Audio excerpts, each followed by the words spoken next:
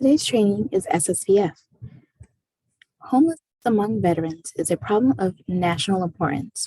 In 2010, the President and the U.S. Department of Veterans Affairs announced the federal government's goal to end veteran homelessness. Published by the United States Interagency Council on Homelessness, this goal was announced as part of our nation's first plan to prevent and end homelessness, titled Opening Doors. It was under this important mandate that the Supportive Services for Veteran Families program began providing targeted housing assistance and services on October 1st, 2011.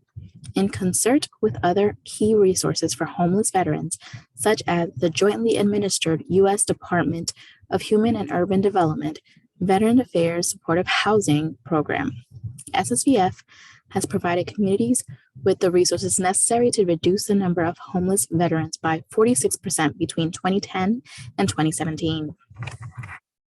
To get started with today's general training, or SSVF training, we want to encourage you guys to make sure that you're using either Google Chrome or Firefox as the web browser. These are the two most compatible with the software.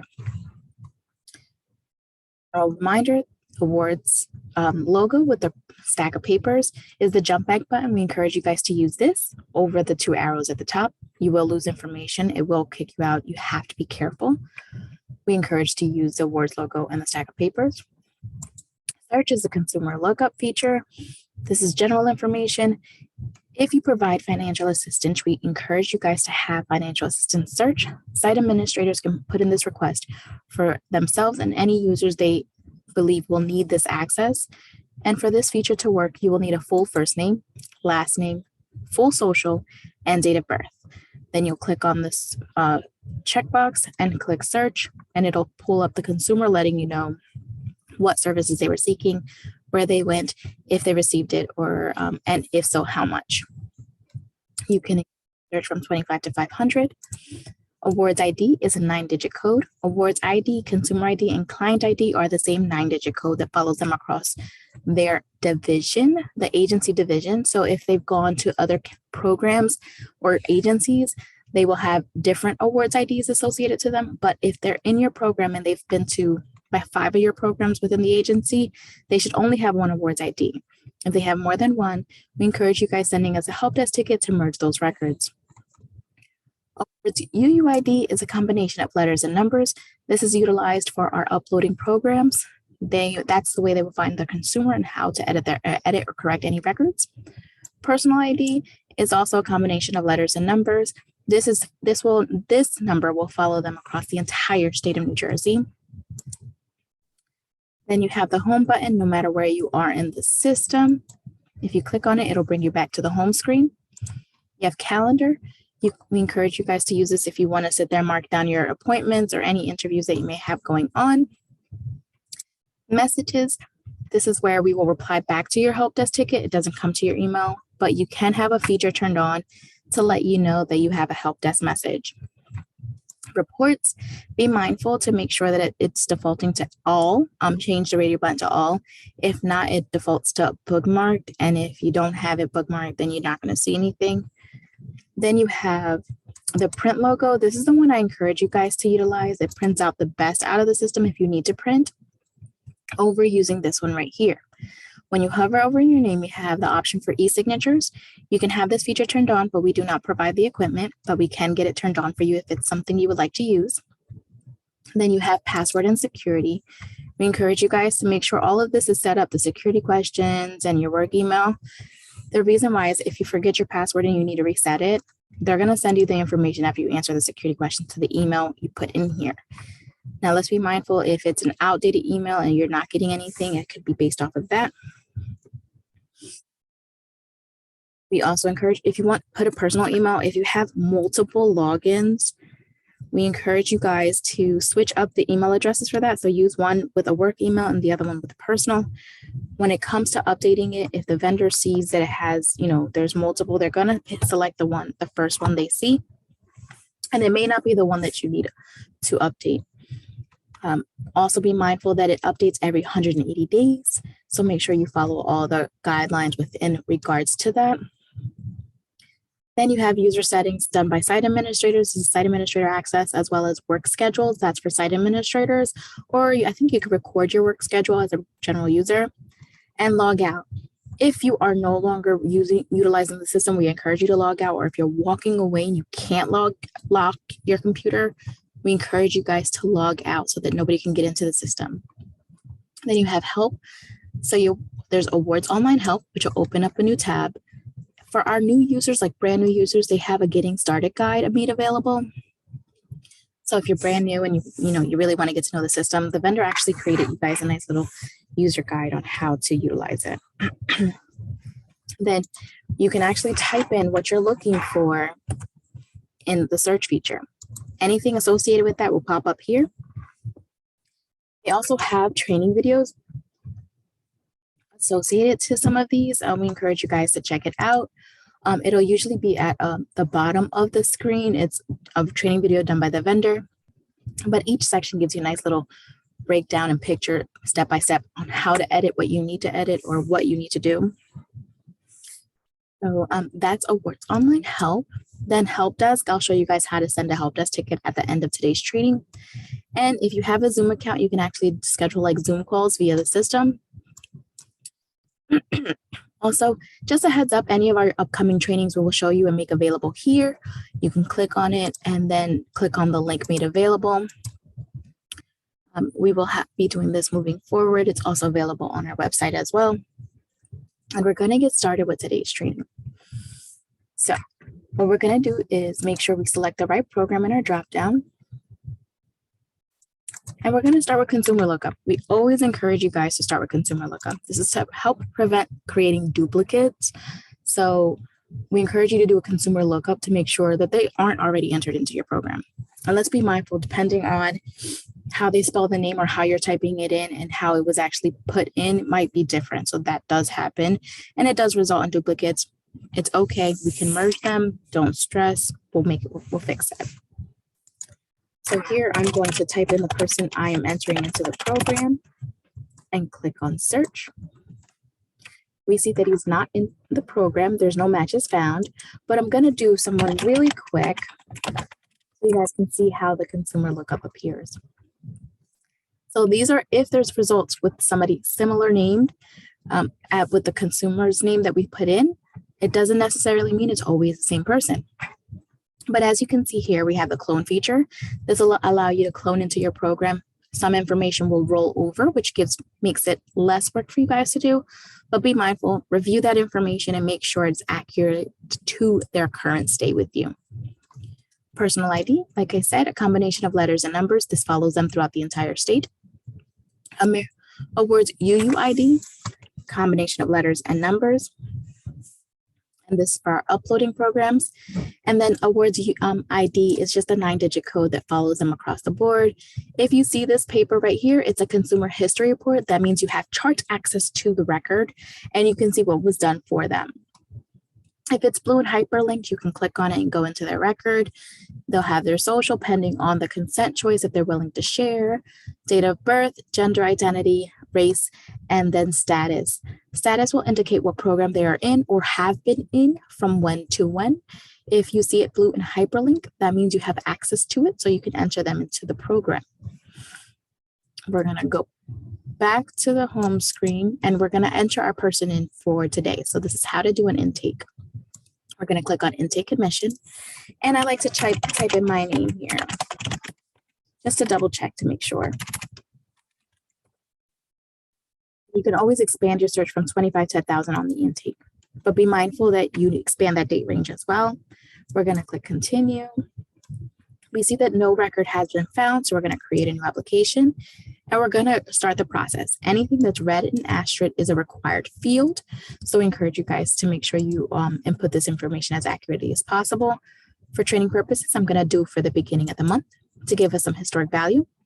Primary record, not a required field, but I think it's helpful to know who entered them or who they are assigned to.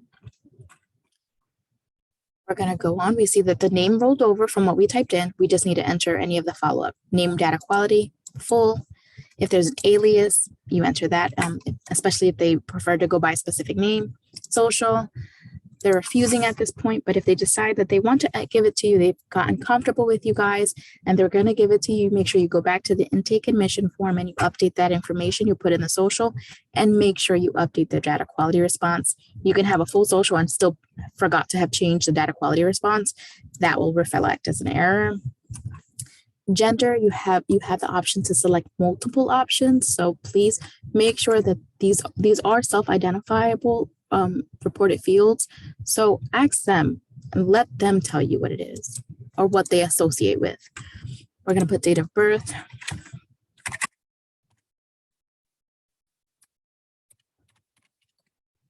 Put in full date of birth.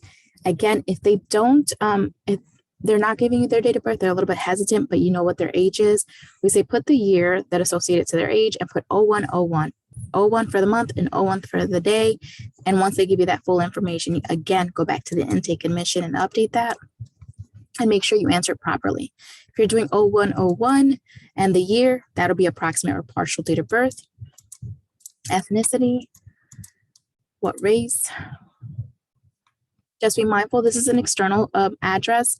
So if you start entering this, be mindful that you are going to be required to enter move-in date. So if you don't have that information, don't enter it yet. You can always update this on their face sheet. Prior living situation, where were they before? Hotel, motel, how long were they there? Again, where did they sleep last night? That's the answer you're gonna enter there. And just be mindful how you answer one question. Occasionally there's a pop-up, a new additional question. Make sure you answer them. Take your time and slowly go through it. For our permanent housing, if they haven't been entered in, leave this blank. You can definitely go back in to that information later on when it has happened. You don't have to enter no right now. You can just leave it as is. Income of any sources. Do they have one? If not, then no. It'll gray it out. But if it's yes, you need to answer. And we're going to answer that. Non-cash benefits, are they receiving any? No, it grays out. Yes, you enter. Are they covered by health insurance? No, grays out. Yes, it opens up. Same thing, special needs. So we're going to sit there and respond to these. So I'm going to say, yes, they have a disabling condition, and there's a follow-up expected to be of long, continued, and indefinite duration and substantially impairs ability to live independently. If you are assisting them to get into housing and to stay into housing, then yes, this is yes. They need your assistance to be able to follow through, continue with the process. So be mindful of that. Then we'll answer the next questions.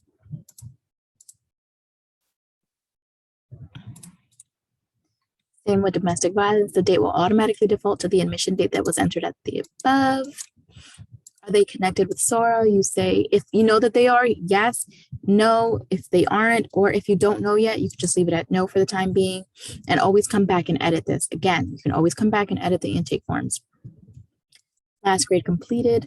Let's say he got a bachelor's, not currently employed, unable to work. Veteran status, the military service section.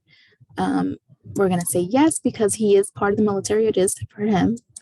Veteran discharge status. You have two options between honorable and even data not collected. We're going to say honorable. What branch?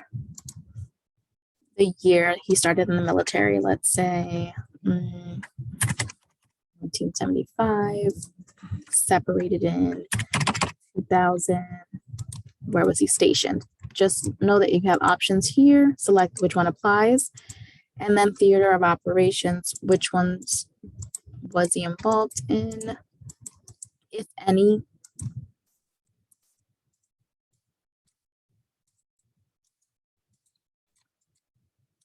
Household income as a percentage AMI.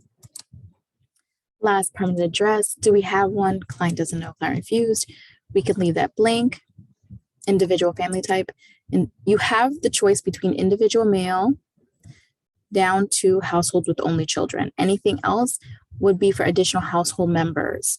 Those other options are for the additional household members. So anybody 18 and older will have to answer this question as well. So that's this and below. I will actually show you guys how to add an additional household member once we get there, but we're not going to add one. This person's an individual. And for any additional household member that is added, they will pop up here. What's the homeless cause? Let's say eviction. What's the last zip code of last permanent address? These aren't required, but if you have the information, we encourage you guys to enter it.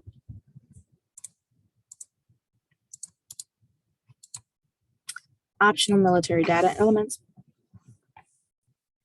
Definitely, we encourage you to enter that if you have it. You have current student? No. We have bachelor's. We did receive post-secondary. Any vocational training or apprenticeship? We'll say yes. This information is not needed. It will be getting removed, so don't worry about it. Marital status, we're going to say single. HA number, you can definitely input like the case file number there, or anything that you would like to add additionally, like a phone number, their cell phone number. There is a section for that as well, but if you wanted to see it on their like file immediately, then I would encourage putting it in there. It is a text field, so you're not limited. And what services are they seeking? So let's just say that if we haven't missed anything, we can click on process admission and it'll drop us into the consent form.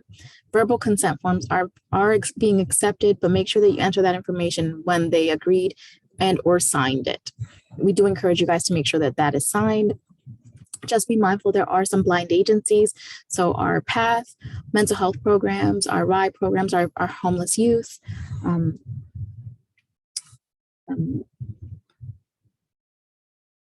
behavioral health, our domestic violence programs, all of those, and any HIV AIDS programs, those are all blind agencies. So no matter what choice they choose, they won't be visible.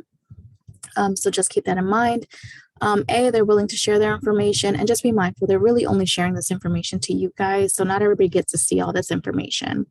And then B, that they're not willing to share any information. The only exception is if they're receiving financial disbursement. So any financial assistance, they will be able to appear on the financial assistant lookup, but that's it. Like, they're not going to know that that's exactly that person. You select a choice and the date that they signed it. If it wasn't the day of the admission, just put in when they did. You can always upload their consent form to their file, and I'll show you guys how to do that as well. We made our selection. We're going to click continue. And you can pull this out, print it, and if that's the case, it makes it easier. It'll let you know when it expires as well. We're going to click continue, and it drops us into their household composition page. I'm going to show you how to get here, but we're going to go through the face sheet. So at that point, we've completely added the consumer into the program. This page has made it here. And thankfully, due to the new changes, you don't have to worry about making sure that the start date is entered. It'll automatically enter it for you. However, be mindful, if you're adding additional household members, you make sure you add them through the primary to ensure that they are attached. If you go through intake admission, it's going to create their own file. So we encourage you to do that. If you did go through intake admission, it's perfectly fine. We can merge the records together with the primary. Not a big deal. Don't stress. So we're going to go home. I'm going to show you how to get to the face sheet, like if you need to edit or update information, or even add additional household member. From the home screen, you would click on Profile and Face Sheet, and also make sure you have the correct program in the dropdown. We're going to see our consumer, select our consumer from the dropdown. For anybody that's been discharged, you go to Roster Archives. So if you need to update any information that you forgot to, Roster Archives is the way to go. You click on that, and then it'll give you a list of all discharged consumers. We're going to click Continue because we're working with an active consumer. And then if you needed to update anything on the intake form, you see the buttons here. Same with the consent form. If they changed their mind, you can update that as well. We're going to go to the household composition. If we ever needed to add an additional household member, we'll do add a new household member. It's kind of a household search. So you can type their information and you got 25 to 1,000 features made available. You'll add them and it'll ask you, or do you want to add them into the program? You say yes. You'll fill in their information and complete an intake. Every person that's receiving the service or is benefiting from the service should be added into the system.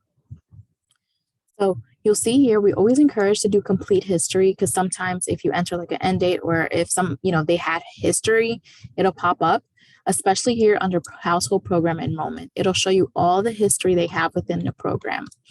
It'll let you know what the admission date is, the discharge, the relation, who the primary is.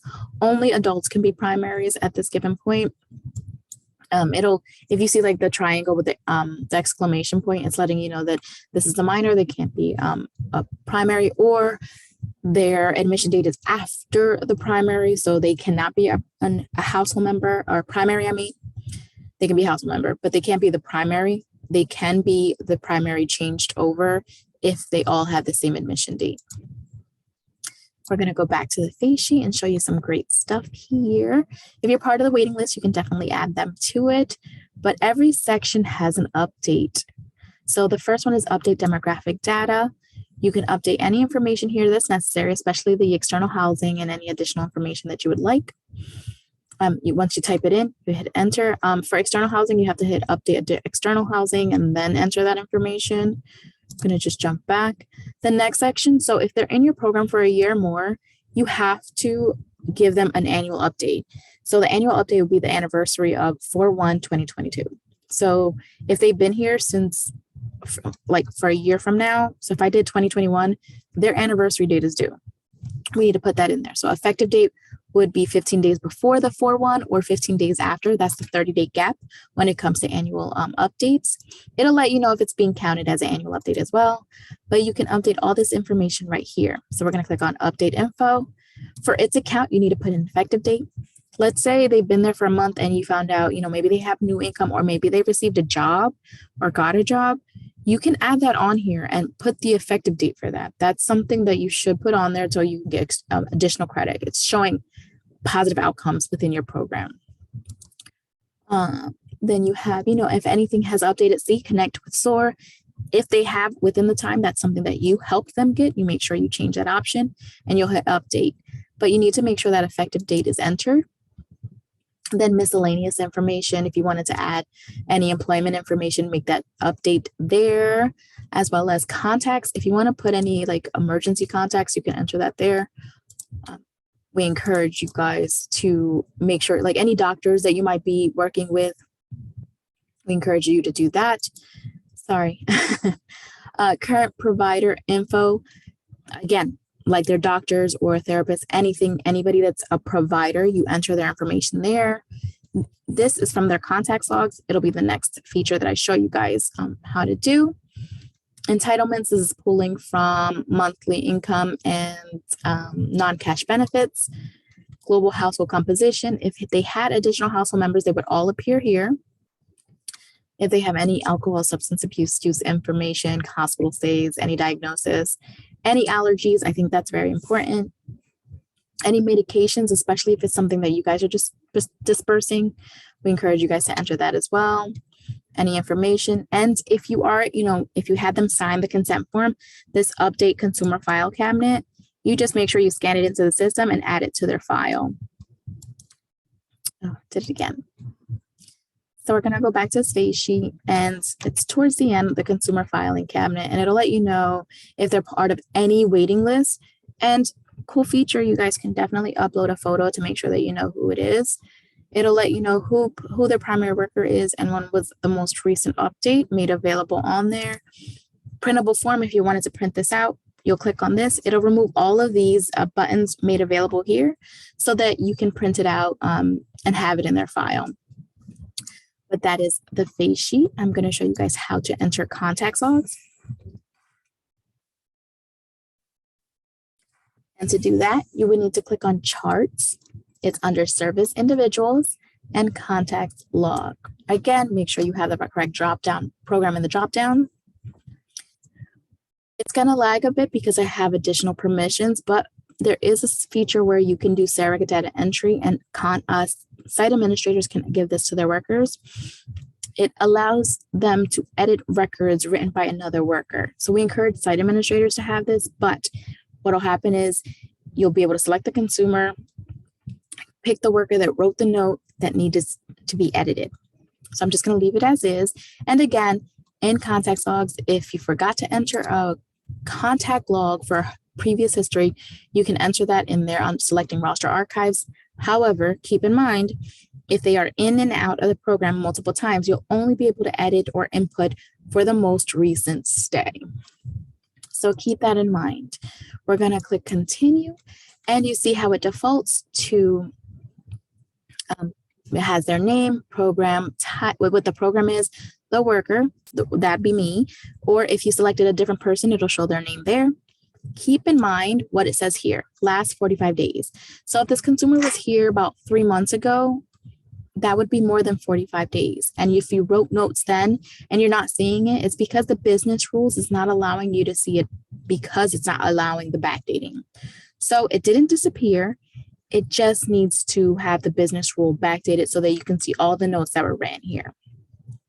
It'll automatically default to add a new session. We're going to click continue and enter the services for the consumer. Make sure that you select the date in the dropdown, select the time that you met with them, and the end time will default after you put in the duration. Was it face-to-face? Yes or no? Location, we're going to say this program site since they're here. Primary problem area, I encourage you guys to leave it at case management, because since you are interacting with them, that is a form of case management. And it's a nice generic field because you can select everything that you did right here in the checkbox. Now let's keep in mind, because you are an SSVF program, you have SSVF specific services made available to you. So for units, it really depends on how they're counting it for your particular program. It can be by 15 minutes, it could be by time, or by, let's say you assisted them once or twice, or you assisted them with rental assistance, like for 3 months, then it'd be 3. So keep that in mind. Don't do points. It'll be solid numbers. That's all that it should be. You can enter the cost for the service. So let's say I'm going to do coordinating daily living services, housing counseling, and financial planning. They're only going to be 1, so I'm just going to enter that in there. If there's no cost associated, you don't need to enter it. If you don't put a number in here, it'll automatically default to 1, but you can enter the cost and end date. When did this end for them? So we're just going to say 4/7, so the day after, since we created the note on 4/6. Now in the service details, we encourage you guys to keep names out of there, but you can, like if you're doing a check number or refer them over, you can definitely put that information here.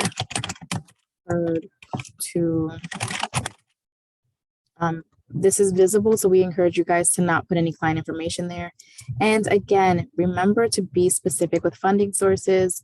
If you are funding specific, you enter that in there. I'm going to do SSVF for our program because it is SSVF. If not, then it'll automatically default to unknown. And depending on how you run your report, it won't display accurately. And progress notes. You can enter whatever you spoke about, anything in here. This is actually private to yourself and your agency, so nobody can see it unless they have access to the program chart access. But you can put anything. You can be as detailed as possible. Okay. And then we also encourage, some programs have the lock feature to lock their notes. We don't encourage you guys to do that because even as a writer of the service, you're locking yourself out. We can unlock it for you, but please try to stay away from that. Once you're done providing that, you hit continue and you can enter as many services as you want. The open radio button indicates that you're allowed to edit it because you are the writer of the service or you have that surrogate program entry access. You can edit, or if you scroll down to the bottom, you have the option to delete. So let's say if this was a duplicate, you and a coworker accidentally put the same note in.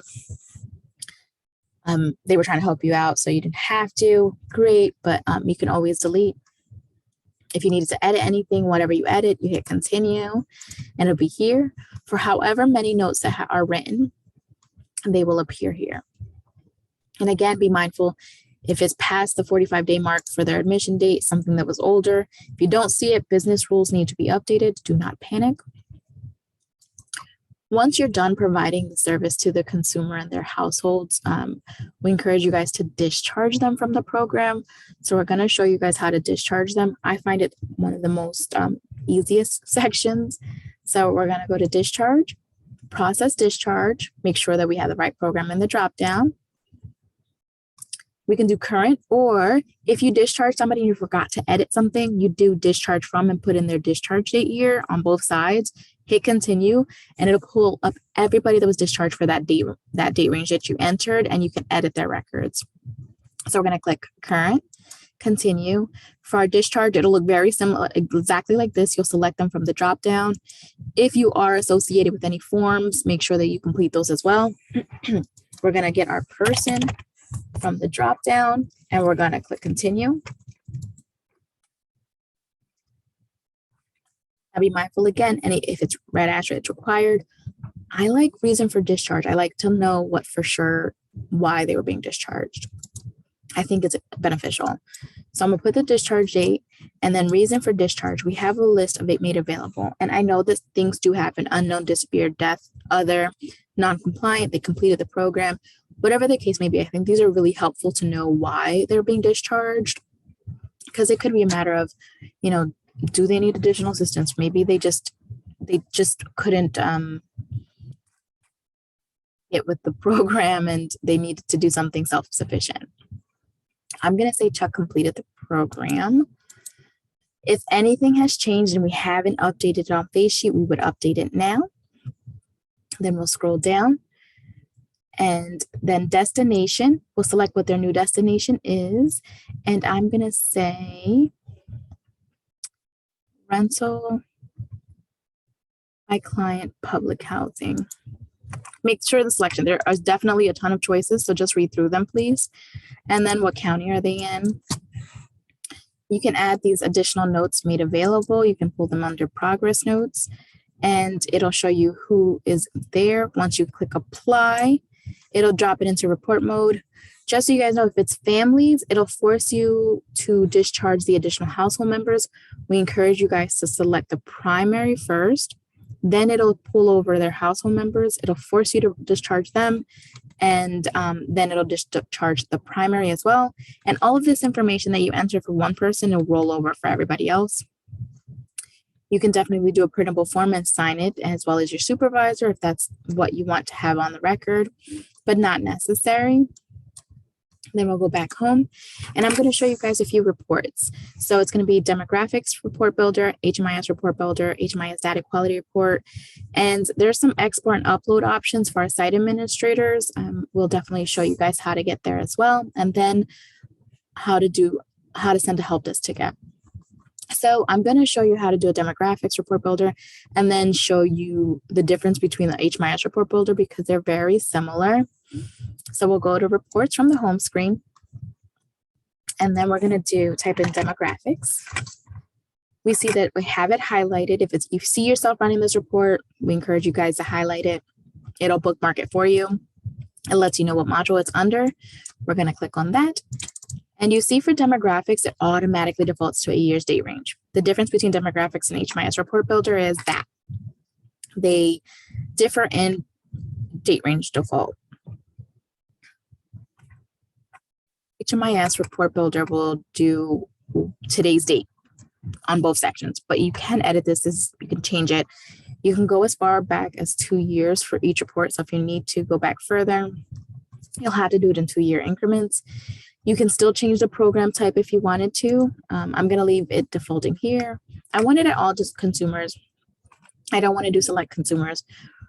Provide export builder options as for our exporting programs. And I encourage sending it in awards after we've created it, so it's not sending you a ton of messages of reports we're running. Each report builder has a set of saved report formats. So if you wanted to and you saw something that might be helpful, you definitely can, but we're going to leave it as is and click continue. And the difference here as well is it's broken down into sections. Demographics report builder tends to have like any assessment forms attached to them for these particular programs. And it's broken down by module. The HMIS report builder is broken down by module, and they do update. They do at intake, then at update and annual update, and then at discharge.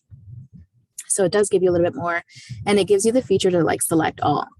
But here we can choose from program. HMIS report builder does not have program ID made available, so this will help you as well if you need to get that. So I don't want to select program. We're just running it across one. And if you want to do based off of like data quality, You want to do gender, HMIS, race, HMIS. These are the ones that are actually required and being recorded. So if you select the other one, it's going to look blank, even though you entered it, and it's because you selected the wrong one.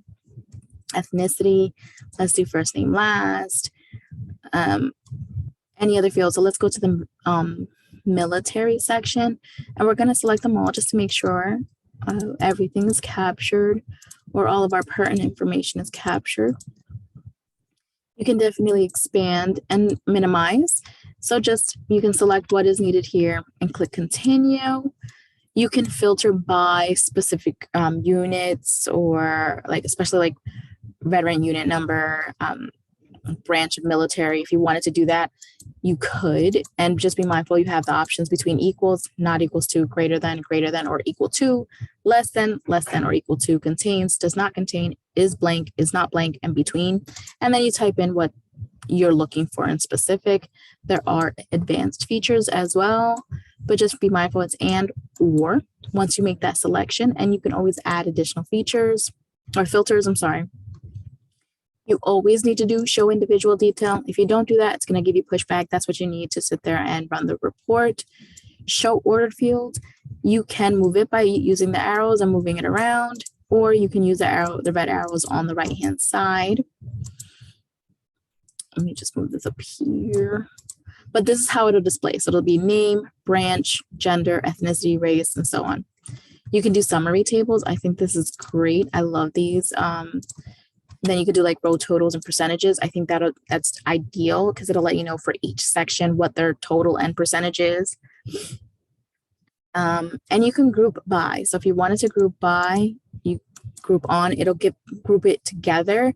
And footer gives it a nice little page break. I'm not going to select anything for that, but we encourage you guys to play with this just to see what you have available. Let me just select these. I like to have those there. We're going to click on display report. I encourage displaying the report before sending it to messages, but you did see there was a feature to click on to send the messages. It'll give you all the consumers that are in your program and their information that was entered. It'll give you demographics record count. So we have a total of 27 people within the year, what their ethnicity is based off of, gender, name of war zone, and race. So it gives us a good amount of information here. I think this is great information to look at. Maybe we should have done branch. That might have been extremely helpful as well to see like what population you were covering more over the other. But definitely. So if you jump back and if you see that this is a report you're going to run often, as a site administrator, well, everybody can save a report format, but site administrators can save it for everybody on the team. So if a site administrator creates it, they can save it for everybody on their agency to run this report. So report format title, we encourage using your initials of your name and then giving it a name. So if it's like, war zone or branch report, you can put that in there. A little description. Default report is always no. You're not defaulting it for yourself. You default it for absolutely everybody using the system. So if we're not running it that particular day, other people might be, and they can't run their actual reports because it's defaulting to your report. They can't change that. We can, and you can. So we encourage you guys to always leave it at no. Just don't touch. You can save the report format for yourself or for your entire team. Again, only site administrators can do that. And I always say do it for all programs because it might be something that's beneficial across the board. It doesn't hurt. Once you hit save, it'll be there in the drop down. But once we click on display report, you see that send to awards messages option made available again. All reports can be dropped into an Excel file and you can format it and fix it up any which way you would like. I'm going to show you guys the HMIS report builder just to show you the difference between the two. So we typed in HMIS in the search. We see the HMIS report builder is there and it's under profile and a brief description as well. So we see here, it defaults to just today's date. So we encourage you guys to make sure that you change that date frame. Same thing, all consumers with records, select, provide export builder, send in messages. Now, this has a different set of saved report formats, so be mindful of that. It's not going to follow them across the board. If you have it there and you prefer it over an HMIS report builder, you have to create it. So I'm going to click continue. But do you see here, it's a bit different. So you have that, it's a little bit more in depth. So you have the option to select all, unduplicated or duplicated. That's made available on both reports. But universal data elements, again, ethnicity, gender, last name, put all of that on there. Client identifiers, I think this is really helpful across the board. Just so you guys know, we can only search by the client ID, personal ID, and awards UUID. So if you're giving us like the global household ID, we can't search by that. These are the options. So we encourage you guys to be mindful of that. We'll do client ID. And then any military information, we'll select all. We do have that option here. We didn't have to manually select them all. Residence information, if that's entered, or even if you want to run a report to see if they have entered them into the permanent housing and put in a move-in date, that's a perfect report to run here. Profile information, for any uploading programs, you had the Hmis CSV, household information. I do the global household ID to group the families together. That's when I'll do a group on. There's metadata elements, program-specific information, monthly income at admission, same with non-cash benefits, health, special needs. So you see that, and then you'll see HMIS info updates, monthly income, non-cash benefits. These are the updates. And then we go further down, and then discharge, monthly income at discharge, monthly non-cash at discharge. So this gives us a nice little breakdown within there. So definitely encourage you guys to check these out.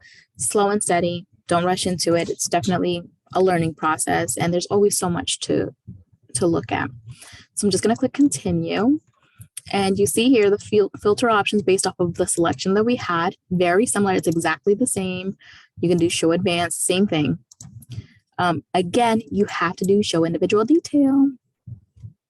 So like I said, I like to group on by global household ID, and I do group on and footer. The footer gives a nice little page breaker, but they do have options to do like record counts and stuff like that. So that's always a good thing. Show order field list. Again, same thing. You can move it around, all up to you.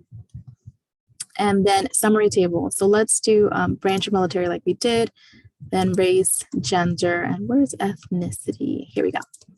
And I like to do show row totals and row percentages. I feel like those are definitely extremely helpful, as I mentioned before. And again, before you save it, make sure you display it so that it's displaying exactly how you want it to look. Okay, our reports here. Just as a general reminder, if you see an H in front of their global household ID, that means that they're missing a household start date. So we want to update that. So that most likely happened prior to the change. So it would need to be fixed. And then again, just because we had selected different information, we have it available. But here, just like I mentioned, branch of military, thought this is perfect, but it gives you percentage. I made available. I think it's a great report. If you wanted to, you can drop it into Excel, or again, you can send it to your messages after you save the report format. Our next report is like the HMIS data quality report. So this is based off the information entered at intake. So we're going to run this, and this runs it. This is a really good report to run to make sure you have good, clean data. What I want you guys to keep in mind is this defaults to July of last year to June of this current year. So we're not even there at June. So if you keep this at a future date, you'll see future error messages because they haven't occurred yet. So we say always do to today's date. You click continue, and this will automatically, like when it comes to like these fiscal reports, it automatically gets sent to your messages. So you can always get it back into it. It'll give you, total number of persons served, number of adults, children, number of persons with unknown age. If it's 0, great, that's perfect. If you have a number there, click on that hyperlink because it'll be hyperlinked. It'll let you know who it is, so you can make that edit. And the other one would be number of children and unknown age head of household. If that's 0, that's perfect. This will let you know Q2, personally identifiable information, so their demographic information. Client doesn't know, client refused, made available information missing, that's data not collected. So we encourage you guys to, once you get that information, go and update it so that your numbers aren't so high, because that's definitely a bad, like these percentages are letting you know what's the error rate. So it's not looking good. Then universal data elements. If you're seeing errors here, we definitely need to look into it. With disabling condition, if you click on that hyperlink and it says, let's see what it says. First disabling condition. It says client doesn't know. It's possible they probably don't know. Just try to, look into the information. If it says full and then it says data error, that's usually saying because it might have said yes in the beginning and then changed to no, or no in the beginning and changed to yes. It's throwing the system off a bit, but it's accurate. If you see anything with client location, please forward that to us immediately. And that shouldn't be an error, but because we are in training, it is. And then income and housing data quality. This is definitely something you should keep in mind. We see here that income and sources at annual assessment haven't been done for 23. That's 100% of the people within that time frame. So that means that, they've been here for a year or more and they need their annual update. You can click on this, see who it is, and then go do that for them. If no changes have occurred, just put an entitlement date of their anniversary. So if they came in July 1st of 2021, make sure you put that in there. Or 2020, then you would put July 1st of 2021. Anybody that's chronically homeless, again, be mindful this information is pulling off the intake. So what you entered is being pulled here. Timeliness. This is letting us know how long it's taking you guys to enter into the system. So this is looking good. 9 out of the 23 are being entered within 0 days, so immediately. And then 1 to 3 days, that's acceptable. HUD accepts 1 to 3 days. Anything larger, they're wondering what's taking so long. We know it's realistic. Realistically, it's not always possible to enter things immediately. It'll let you know how long it's taking you to enter them and discharge them. Inactive records. So this is for our region emergency shelter. So this should be 0 for you guys. And you can definitely drop it into an Excel link on both ends and have this information made available for you. The other one is Hmis export and uploads. This is for our site administrators only. To access this, they would go through administration, fiscal, and then Hmis export. You would make sure that you select your program from the dropdown and your choices here, especially make sure you change the date ranges to the time frame they are looking for. You can do full plus. This HIC is for our housing inventory chart, so that be a no, and RISE for our RI programs, not you guys. Delta refresh or full refresh, reporting period or other reporting period. Leave it at defaulted at reporting period. And what it'll do is it'll pull out a CSV export for you guys to upload into the system. But it'll also give you like error rates or validation errors. We encourage you guys to work on cleaning that up. If you need help, we are more than happy to help you. We don't mind. We're data driven, so we help with troubleshooting. So please send us a help desk ticket, and I'm going to show you guys how to. So we go to help desk. It'll open up a new tab and it sends it to everyone on the Hmis team. So in the subject section, you can say export issue, validation error, or whatever the issue is. You can do merge, undo, discharge, delete because you accidentally put somebody in that shouldn't have been in. And just here, this red message, that's for the Hmis team. That's not for you guys. We encourage you to put as much detail as possible. We need that to troubleshoot and duplicate what you're doing. The reason why we say that is because we're walking through the same exact steps you're doing to see, is it an issue within the system, or maybe it's a permission issue, or maybe you just don't have access to it. It could be a plethora of things, but we need to see what's going on and walk through your steps to see if it's something that was missed.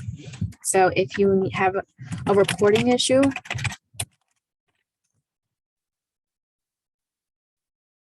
give us the name of the report, time frame you ran it for, and what the error is. Program specific, give us the program name as well. If we run the report, we're looking at it as well. Just keep that in mind. We're trying to see what you're seeing so that we can troubleshoot and break it down even better. If it's merging, let us give for any merging or undoing discharge, I encourage giving us full names of everybody in the household, full name, social, and date of birth, and what their relation to primary is. The reason why is if there's a duplicate for one person in the household, there generally is a duplicate for everybody or almost everybody. So what we'll need is the full name, social security, and date of birth, because it could be that the name spelling's off, but the socials match. So we need to know what the actual correct name is so that when we merge it, it's accurate. And when I say relation to primary, sometimes they disattach when we merge. So we reattach them and enter the relation to primary for you. So we try to be as detailed as possible. If it's undo discharge, give it to us for everyone that needs it in the household. If you just give it to us, the primary, we're only going to do the primary. And I say this lightly, if there's a delete option, if you need to delete something, be careful with delete and undo discharge. Delete is gone forever. So we can't bring it back. Once we delete it, it's gone.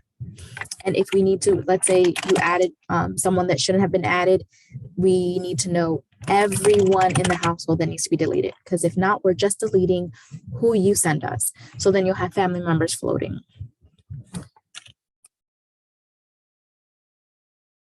Okay. And I mean, just be as detailed as possible. Let us know what's going on, what the issue is, what you're experiencing, what steps you took to get there.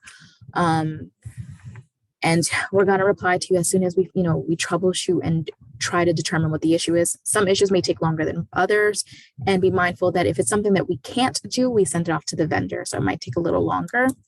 Click path, give us the steps you took to get there. So home, profile, date sheet. The awards area, I think the face sheet is right here, but you have a long selection. Data dates, this is for reports, so give us the dates here. You can enter that in there. Awards ID, if they don't have one, you can put NA. It does say it there, but it only allows you to do 9 digits. It doesn't let you go any further. Just be mindful. So if it's multiple, you can type in multiple and just include everybody in the description section. But if there isn't any, then NA works. Affected user, are you sending this on behalf of someone else? If you are, give us their name here, because it might be that they have different access than you do. Division will automatically default for you guys, and then let us know what program it's for. Speaks volumes. If it's more than one program, include all program names up here. You can also attach files to the help desk ticket. So if you get like an error message, you can print screenshot that. Most computers have on their keyboard a print screen button, and that will capture a picture of that error message, open up a Word document. And I say Word document because it's the one that transfers over to us the best. Save it and then upload it to the attached files. Once you're done attaching files, you send the message and it sends it to everybody on the team, and it is being monitored. So we encourage you guys to do that, and we will reply via messages. We encourage you guys to put in your contact information or put some available dates so that we can schedule maybe a Zoom call if it's something a little bit more in depth and we need more information from you. But try to keep in mind to monitor your messages so that if we are replying to you, you can respond to us and we can try to resolve this issue as quickly as possible. That's it for today's training. We appreciate you guys for attending. And if you have any questions, please send us a help desk ticket. Thank you and have a wonderful day.